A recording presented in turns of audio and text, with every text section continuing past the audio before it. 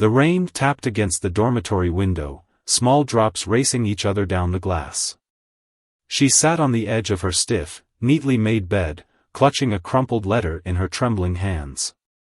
The ink had smudged from her fingers, damp with sweat, but the words still screamed at her. "You will stay there until you learn discipline." She could barely breathe.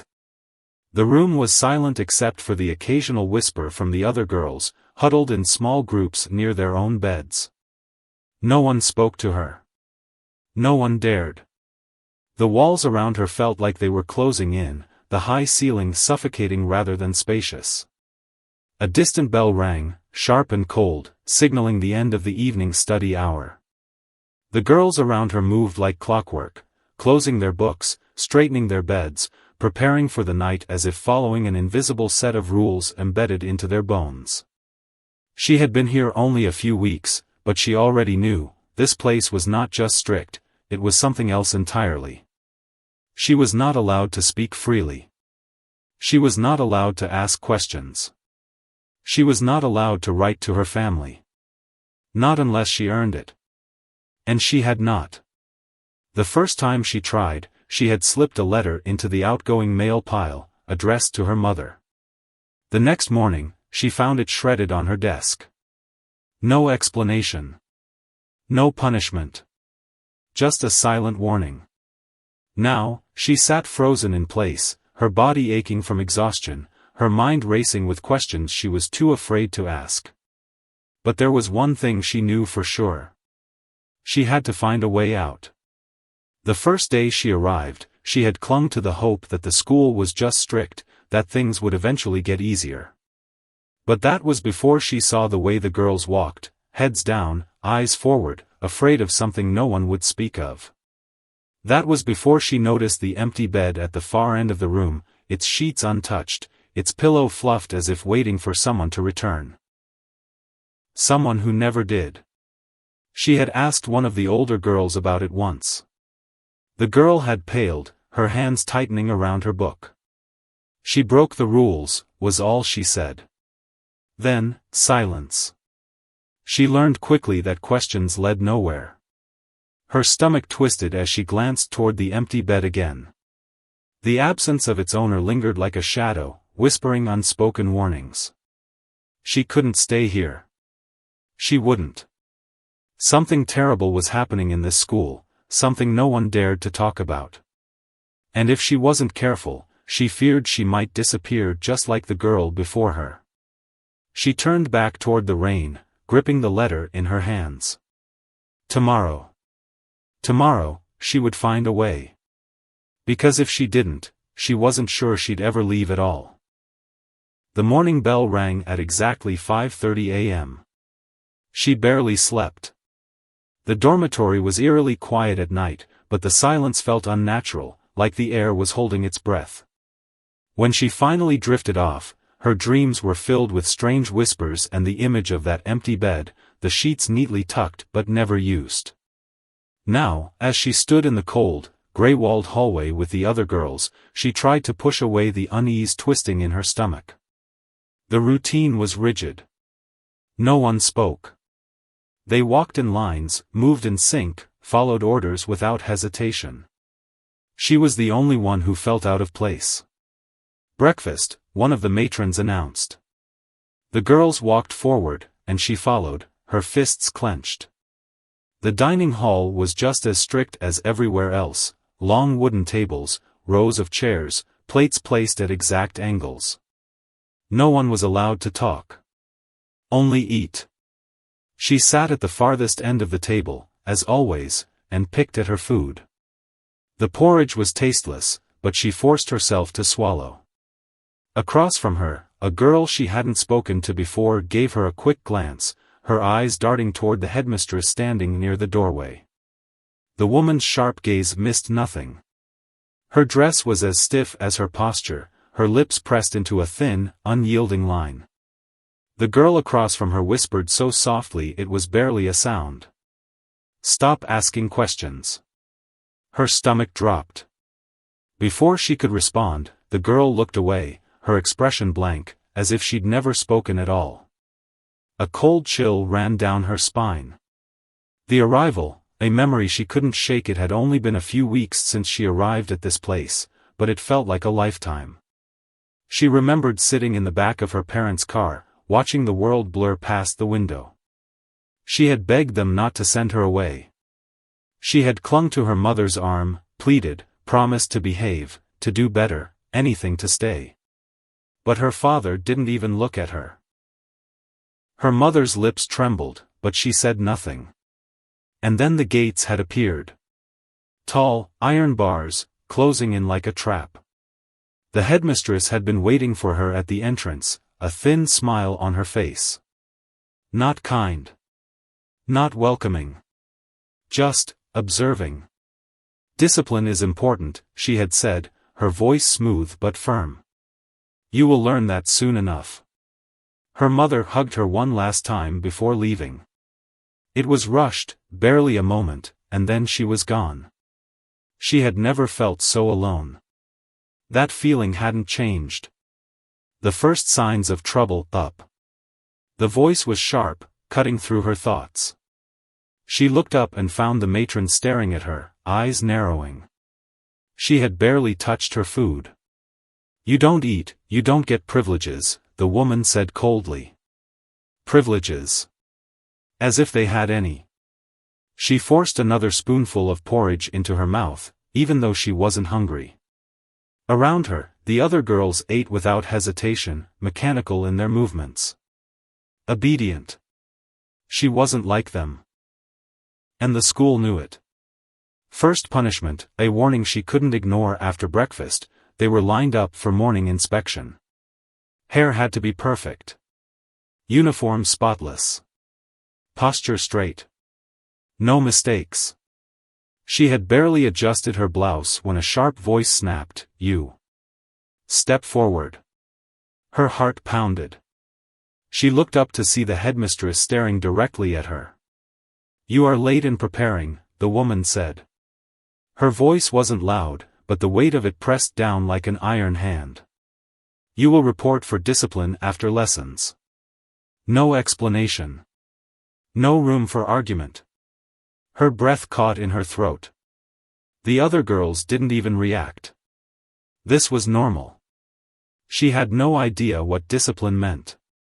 But she was about to find out. A sense of dread the rest of the morning passed in a blur. Lessons were silent, rigid. The teachers spoke, and the girls listened, no questions, no interaction. She felt trapped inside a machine, forced to move through motions she didn't understand. But all she could think about was what would happen after lessons. What did the headmistress mean by discipline? What had the others been through? As she walked down the corridor after class, her stomach knotted. The hall was too quiet, her footsteps echoing. She passed a closed door, one she had never seen anyone enter. A shadow moved behind the glass window. Her heart pounded. Then she heard something, just a faint sound. A muffled sob. She froze. Something was very, very wrong with this school. And if she wasn't careful, she might not make it out. The air felt heavier as she stood outside the headmistress's office. She had been here only a few weeks, yet the school had already tightened its grip around her. The silence, the rules, the way the girls never spoke unless spoken to, it wasn't normal. It wasn't just strict. It was something else entirely. And now, she was about to find out exactly what discipline meant. Her hands clenched into fists as the heavy wooden door creaked open. The headmistress sat behind an old mahogany desk, her sharp eyes scanning the room like a bird of prey. Behind her stood two matrons, tall, stern women dressed in stiff gray uniforms. She hesitated. "Come in," the headmistress said, her voice calm but cold. With a deep breath, she stepped inside. The door shut behind her. "You need to learn. You are struggling to adjust," the headmistress said, folding her hands neatly. "That is understandable. But this school is not like the outside world. Here, discipline comes before everything else. She didn't respond. She didn't trust her own voice. The woman studied her for a moment before standing up. The sound of her chair scraping against the floor sent a shiver down her spine. "Take off your shoes," the headmistress said. Her breath hitched. She didn't move. The matrons took a step forward. "You will learn that every action has consequences," the woman continued, her voice still eerily calm. "We do not tolerate defiance. We do not tolerate carelessness. And we certainly do not tolerate those who refuse to listen." A lump formed in her throat. She hesitated for too long. One of the matrons grabbed her arm, not rough, but firm. "You will thank us one day," the headmistress said. The room felt smaller. The walls seemed closer. She was trapped. And then, a knock. A loud, urgent knock on the door. The matron released her. The headmistress's eyes narrowed before she strode across the room, opening the door just enough to see the girl standing outside. She recognized her immediately. The quiet girl who had whispered to her at breakfast. For a split second, their eyes met. Then the girl dropped something on the floor. A book. I was told to bring this to you, miss," the girl stammered. The headmistress scowled, looking unimpressed, but she stepped back and waved the girl away. "Next time, wait until after discipline." The girl nodded quickly and hurried away. But not before she glanced back, just for a second. Something unspoken passed between them. A warning. A message. A lifeline. She understood immediately, she was not alone. A mysterious past and unanswered questions. She was dismissed, but she knew this wasn't over. The headmistress was watching her now. The rest of the day passed in a haze. Every lesson felt longer, every rule more suffocating. But something had changed. She wasn't just afraid anymore. She was curious. That night, she lay awake in bed, staring at the ceiling. The faint glow of the hallway lights seeped under the dormitory door. Most of the girls were asleep. But not all of them. She could hear whispers. Faint, careful voices coming from across the room.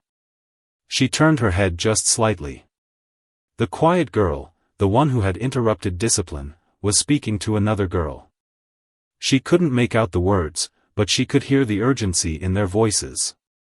And then she saw it. A small slip of paper passed from one hand to another. She held her breath. Something was happening in this school. Something no one talked about. And she needed to find out what it was. The vanished girl, a secret no one dared to speak of. The next morning, she made up her mind. During their short free time, if it could even be called that, she approached the quiet girl near the window. She wasn't sure what to say, so she simply stood close enough for her presence to be noticed. It worked. The girl glanced at her but didn't speak. She seemed nervous. And then, barely above a whisper, she said, "You're not supposed to ask questions." She swallowed. "Why not?" The girl exhaled shakily, checking over her shoulder before answering. "Because if you do, you end up like her." She frowned. Her? The girl's face paled. The quiet tension between them stretched too long before the girl muttered, "The one who slept in the empty bed." Her stomach twisted. The vanished girl. The bed that was still waiting. The rumors no one dared to repeat. Before she could ask anything else, the headmistress entered the room. The quiet girl turned away instantly, back into the obedient student the school wanted her to be. But it was too late. She had heard enough to know one thing for sure. Someone had disappeared from this school. And no one was willing to talk about it. Except her. The knowledge settled in her chest like a weight she couldn't shake. Someone had disappeared. Not transferred. Not expelled. Vanished. And the empty bed at the far end of the dormitory, it wasn't just a bed. It was a warning. She lay awake that night, staring at the ceiling, her mind spinning. The quiet girl had spoken too quickly, too nervously. Whatever had happened to that girl, it wasn't something natural. She needed to know more. But she needed to be careful. A hidden note the next day, she moved through the school halls with a different kind of awareness. The headmistress's gaze felt sharper. The matrons seemed to linger near her a little too long. Did they suspect something? At breakfast, she kept her head down, watching as the quiet girl passed behind her, her tray balanced in both hands. And then, a slip of paper. Small. Folded. Placed right beside her hand. She nearly dropped her spoon. She didn't look at the girl. She didn't react. Just waited until no one was watching before slipping the note into her sleeve. Her pulse pounded. She wanted to open it immediately, but she knew better. She waited until the first break between lessons, slipping into the back corner of the library, where the dust-covered books hadn't been touched in years. With shaky fingers, she unfolded the paper. 3 words. Meet me tonight. And below it, a location. The forbidden friendship she was taking a risk by going. The school had rules about movement after dark, strict ones. If she got caught, she would be punished. But if she didn't go, she would never know the truth. She waited until the dormitory fell into silence.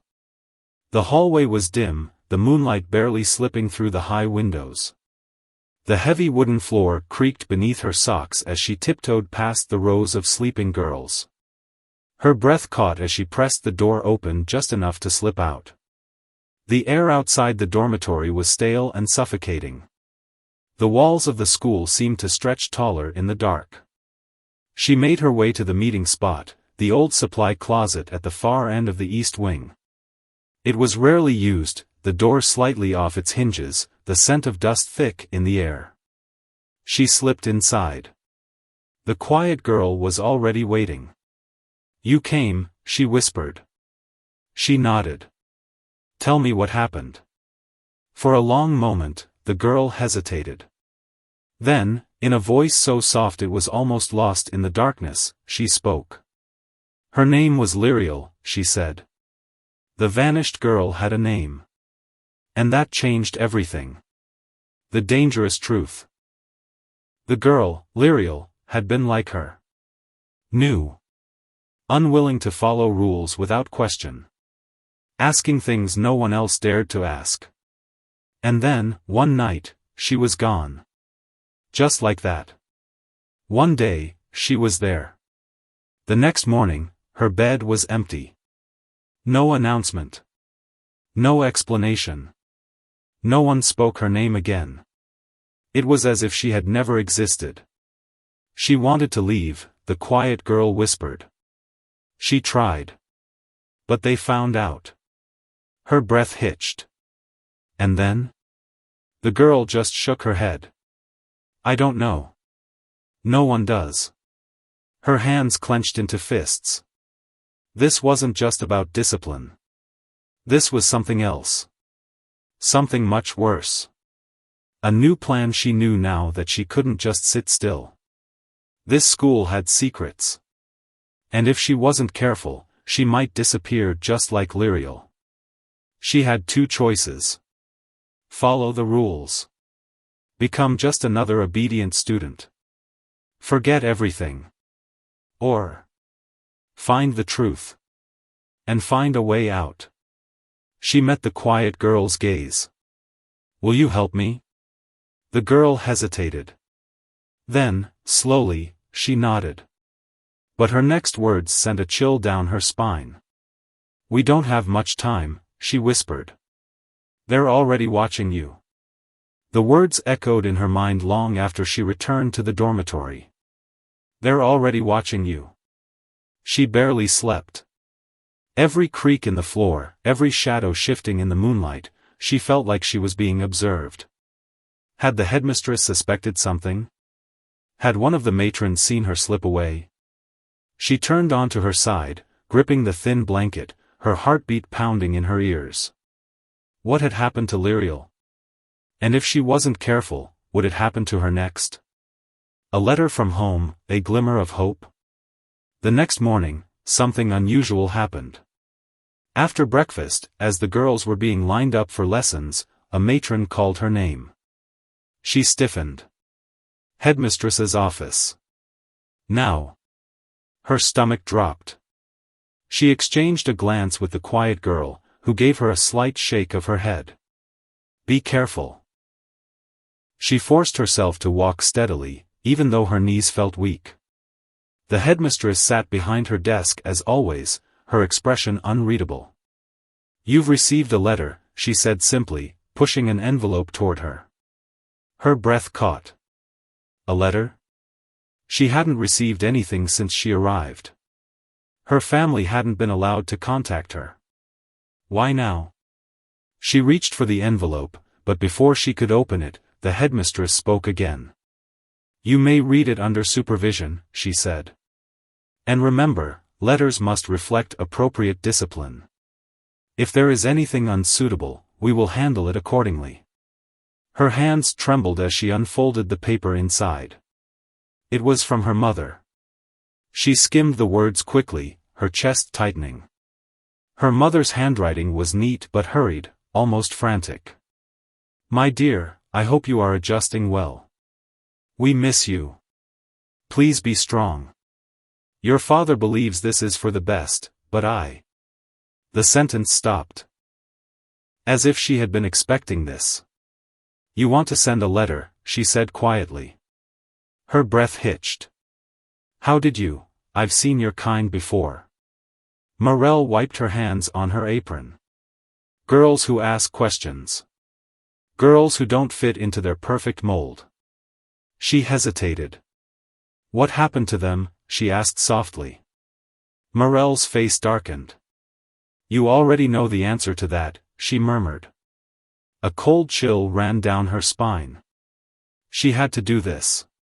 Now. She reached into her sleeve, pulling out the real letter she had written, the one telling the truth. Morel took it without a word. And then she tucked it into her apron and turned away. Her heart pounded. Will it get out? She whispered. Morel didn't answer right away. Then, finally, she said, I hope so. Then she was gone. She had done it. The letter was out. But now, all she could do was wait. And pray that the school didn't find out. The days that followed felt like an eternity. Every moment, she expected a matron to grab her by the arm, to drag her to the headmistress's office, to accuse her of breaking the rules. But nothing happened. Not at first. The routine continued as if nothing had changed. Breakfast at dawn. Silent lessons. The dull, colorless days stretching on without end. Yet she couldn't shake the feeling that something was coming. She could feel it, a shift in the air, like a storm waiting to break. And then, one evening, it did. A late-night warning. She was just beginning to fall asleep when she felt it, a hand shaking her shoulder. Her eyes snapped open. The quiet girl was kneeling beside her bed, her face pale in the dim light. You need to wake up, she whispered urgently. Her heart pounded. What's happening? They know.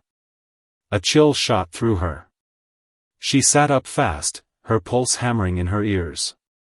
What do you mean? The girl glanced toward the door as if someone might be listening. They found something, she whispered. I don't know what. But the matrons were talking. The headmistress is furious. She's looking for someone to blame. Her blood ran cold. Her letter. Had Morel been caught? Had someone seen her? What do I do? She whispered. The girl hesitated. Then, in a voice barely above a breath, she said, You need to run. Nowhere to hide. Run.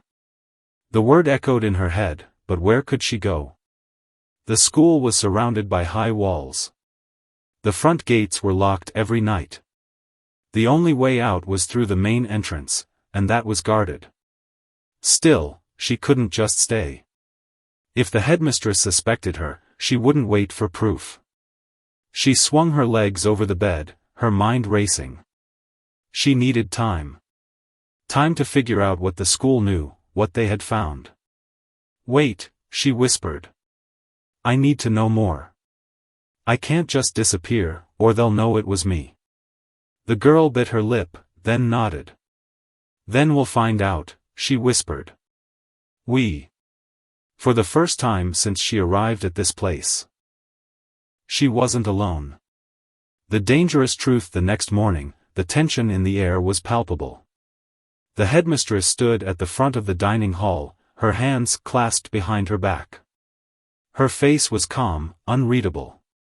But her eyes burned like ice. Last night, she said smoothly, an act of defiance was discovered. Silence. No one moved. No one breathed.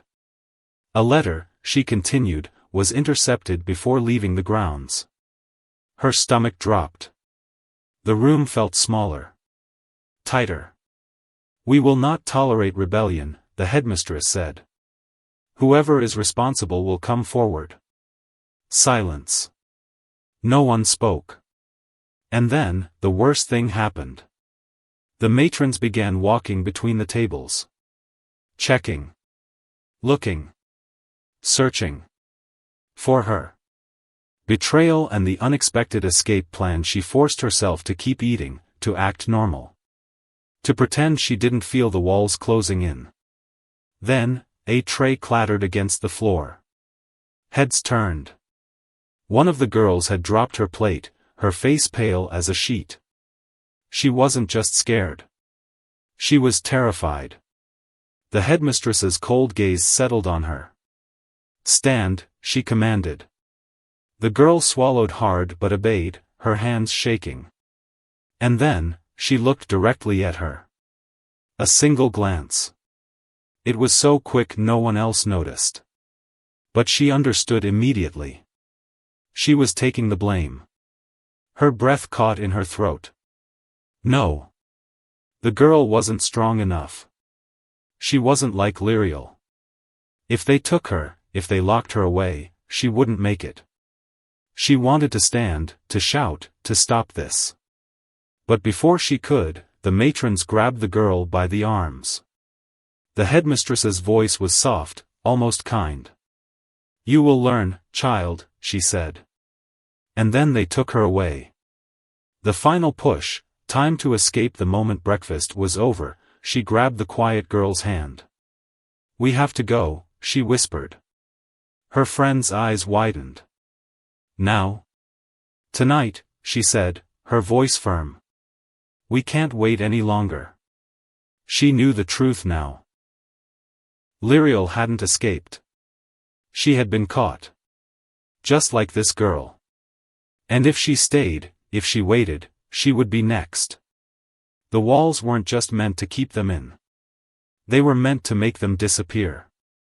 A desperate plan. They had no time. No resources. But they had one chance. The kitchen deliveries arrived late at night, when most of the staff was asleep. The supply doors opened just long enough for the workers to unload. It wasn't a perfect plan. But it was the only plan they had. We hide in the storage crates, she whispered.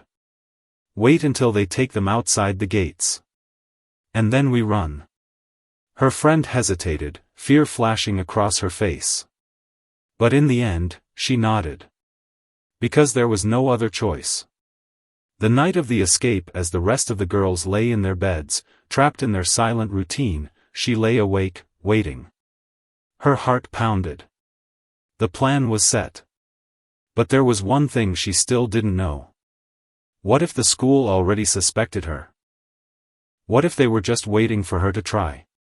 And worst of all, what if Lyriel had tried to do the same thing? She shivered at the thought. No. She wouldn't end up like Lyriel. She wouldn't let the school take her. She would escape. Or she would die trying. The night air was colder than she expected.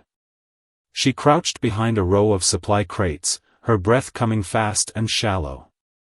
Her friend was beside her, fingers trembling as she clutched the fabric of her uniform. The kitchen staff had already finished unloading the last shipment of supplies. The storage doors were still slightly open, just enough to let the night breeze slip in. This was their moment. "Are you ready?" she whispered. Her friend gave a hesitant nod. Neither of them were ready. But they had no choice. A moment of no return, they moved quickly, slipping through the dimly lit corridor. The scent of old bread and raw vegetables clung to the air as they reached the storage area. Wooden crates were stacked high, ready to be sorted in the morning. She could hear the faint murmur of voices outside, the delivery workers loading the empty crates back onto the truck. This is it, she thought. They slipped into one of the crates, their bodies pressing against the rough wood. She could feel the faint, lingering scent of onions and burlap sacks. Her pulse hammered in her chest. Any moment now, the workers would come in. Any moment now, they would either escape, or be caught. A suspenseful wait. The minutes stretched on forever. The sound of footsteps. The shifting of crates. The low murmur of men working outside. Then, the crate lurched. Her stomach twisted as she felt herself lifted, the weight of her friend pressed against her side. They were being moved. A second later, the crate landed with a dull thud, stacked onto something else. She forced herself to breathe. Stay quiet. Stay still. They were outside the building now. One more step. One more movement, and they would be past the school's iron gates. She felt the truck's engine rumble to life. A rush of adrenaline shot through her. They were so close. And then, a voice. Sharp. Cold. Familiar. Her blood froze. The headmistress. The worst possible moment, she heard the distinct click of the woman's shoes against the stone pathway. The murmuring workers went silent. "What is the delay?" the headmistress asked, her voice calm but firm. A worker hesitated. "No delay, ma'am. Just loading the last crates." Silence. The headmistress was waiting. Listening. For a terrifying moment, she was sure the woman could hear her racing heartbeat inside the crate. Then, finally, "Very well," the headmistress said. "Proceed." The engine rumbled again. The truck moved forward. And just like that, they were outside the gates. Freedom, or something worse. The truck rumbled down a dirt road. The school grew smaller and smaller behind them. She felt the moment the wheels hit a smoother road. They were in the city now. For the first time in what felt like forever, she let out a shaky breath. They had done it. They had escaped. But before she could feel relief, her friend's fingers tightened around her wrist. "We have to jump soon," she whispered. She was right. If they waited too long, they might end up too far away to find help. She steeled herself. They would have to jump while the truck was moving. It was risky.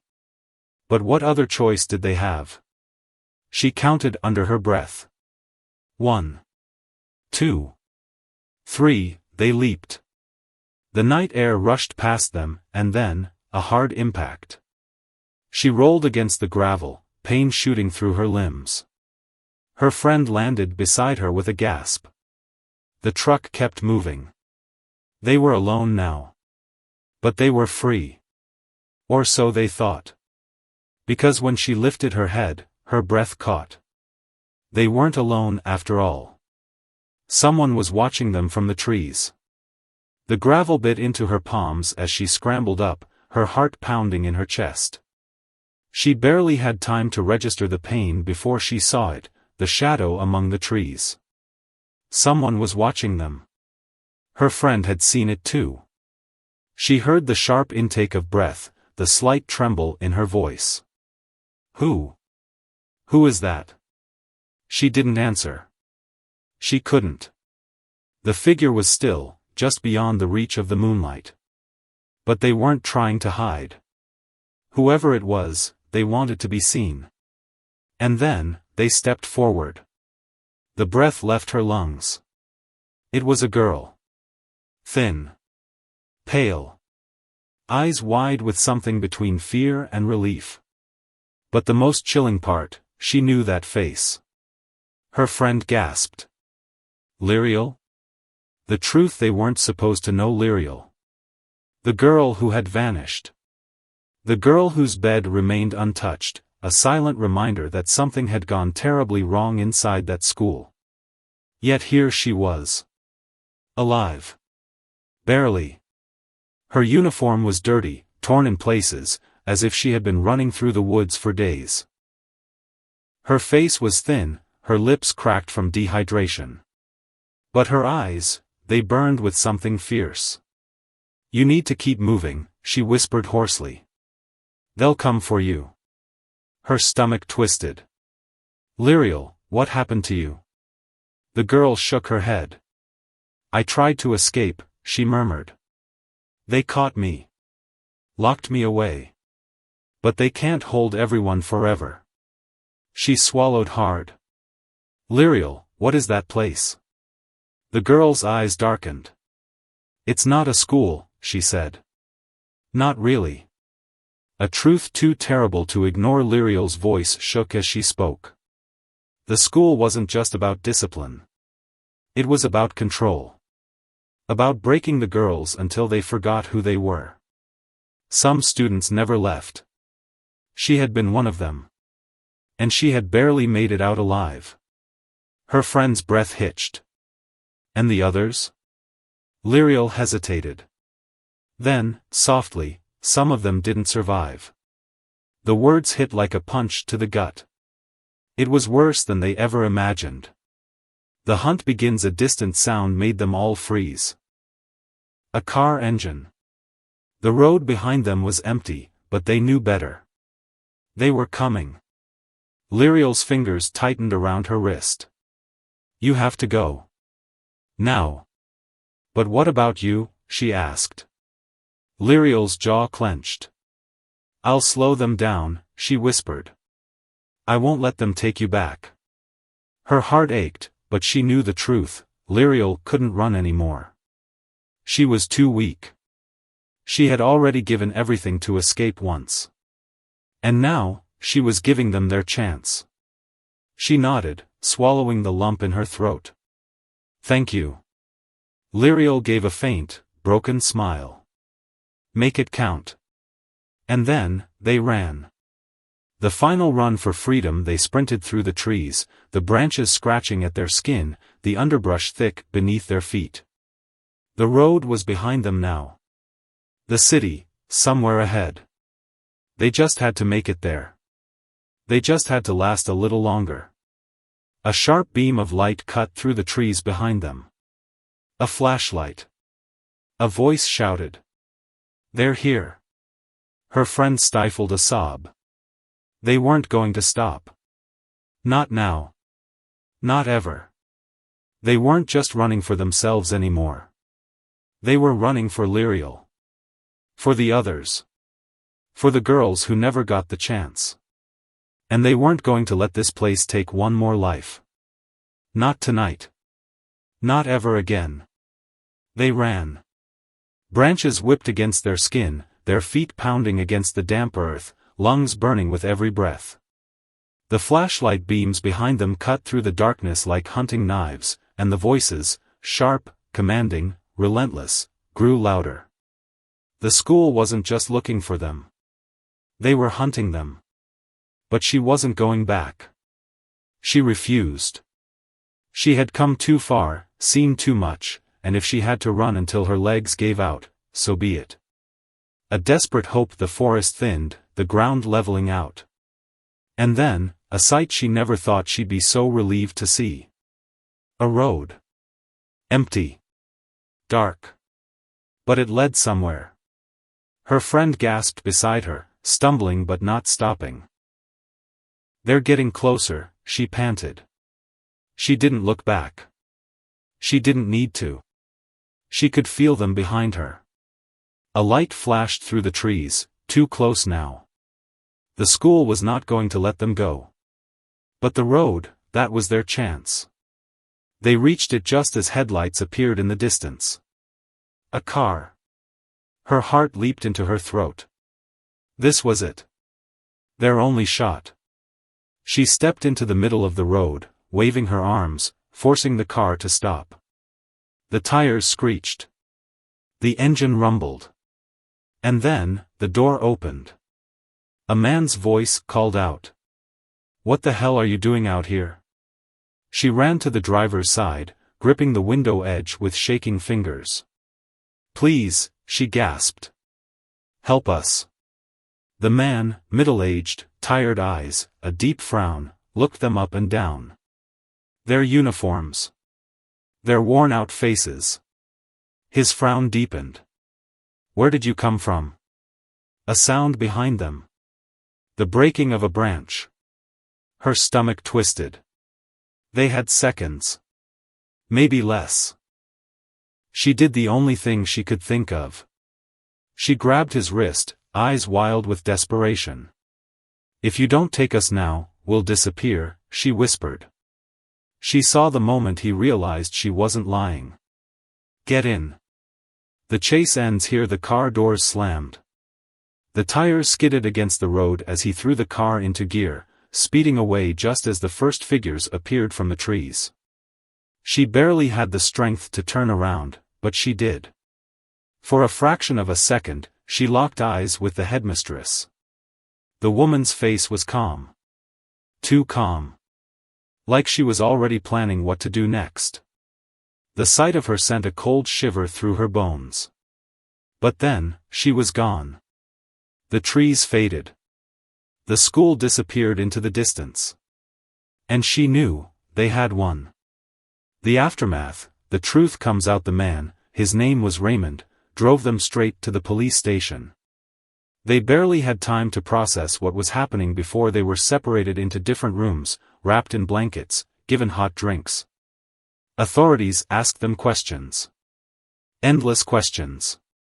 Where did they come from? Who did this to them? How many other girls were inside? They answered everything. By the time dawn broke, the school's secret was no longer a secret. The raid on the school, it didn't take long before the authorities acted. They raided the school within hours. But by the time they arrived, the headmistress was gone. Vanished. Along with many of the matrons. The school was empty, abandoned as if it had never existed. But the documents, the hidden rooms, the proof, it was all there. They had been right all along. That place had never been a school. It had been a prison. And now, it was gone. Healing and moving forward, it took time to heal. There were interviews, investigations, media coverage. She and her friend were given new homes, new schools, new lives. But they were never the same. The nightmares never fully faded. The fear of being watched, the instinct to run. It lingered. But so did the strength. She had survived something no one should ever go through. And she had gotten out. Not just for herself. For Lyriel. For the girls who never got the chance. For those who still needed saving. And she knew, deep in her heart, she would never be silent again. The life lesson: sometimes, the world doesn't see the battles people fight in silence. Sometimes, people suffer behind closed doors, trapped in places no one dares to look. But the truth? The truth always finds a way out. And courage? Courage is what breaks the chains. No matter how impossible escape seems, there is always a way. You just have to take it.